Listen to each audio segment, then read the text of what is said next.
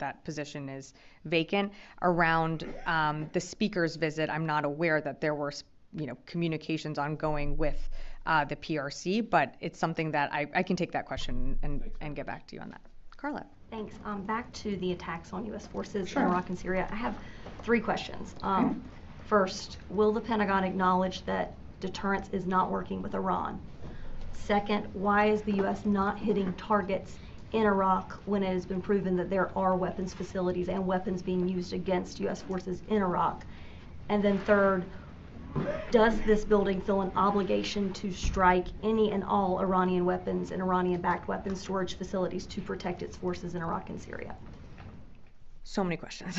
Okay, so starting at the beginning, your first question was, do we think deterrence has failed? Am I summarizing that? Will the Pentagon acknowledge that deterrence is not working when it comes to Iran?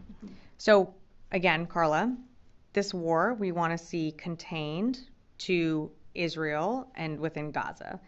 We do not want to see a wider regional conflict. As of today, that has not happened. We have not seen this war spill over into other neighboring countries and into the region. In terms of attacks on our troops, separate issue. We are in Syria and Iraq for our mission to defeat ISIS.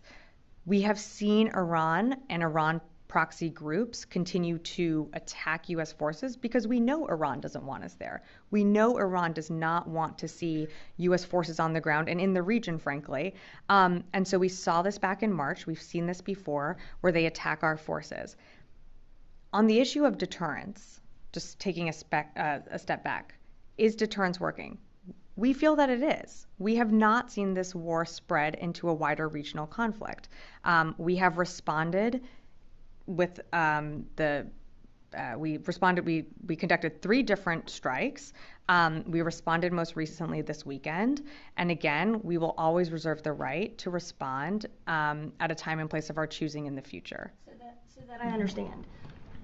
The strikes that happened, that we've done 3 rounds now, they're not to prevent attacks on U.S. forces in Iraq and Syria. They're to prevent escalation of the conflict. I think again, nothing to prevent the strikes against U.S. forces in Iraq and Syria? I guess I'm trying to understand. So the attacks the strikes that we are taking is to signal and to message very strongly to Iran and their affiliated groups to stop.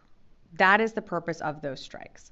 And we are seeing Getting the message because they keep striking. I understand that, but again, I think we are being very deliberate on how and when we conduct our strikes against these groups, and I think that Iran is certainly seeing that message. And I'm sorry, I don't remember you had a third question. Sure. So why is the U.S. not hitting targets in Iraq?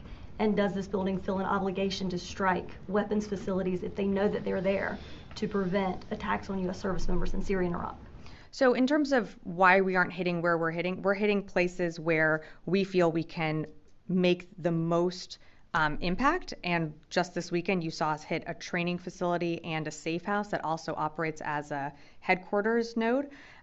So we feel very confident in the targeting and the precision of these strikes. And just because they're in Syria does not mean that they're disrupting access to weapons, access to capabilities that these groups have in Iraq. And I'm sorry, your third question. You kind of explained it. Excellent. If you know of a facility that has weapons, does this building feel that they have the obligation to strike it to prevent enemies from using those weapons to target U.S. forces as they have done on a daily basis? Well, I think as you've seen, we've taken action. We've hit weapons storage facilities. And it's important to remember the facilities that we hit are now destroyed. These groups cannot go back to these facilities and take weapons out because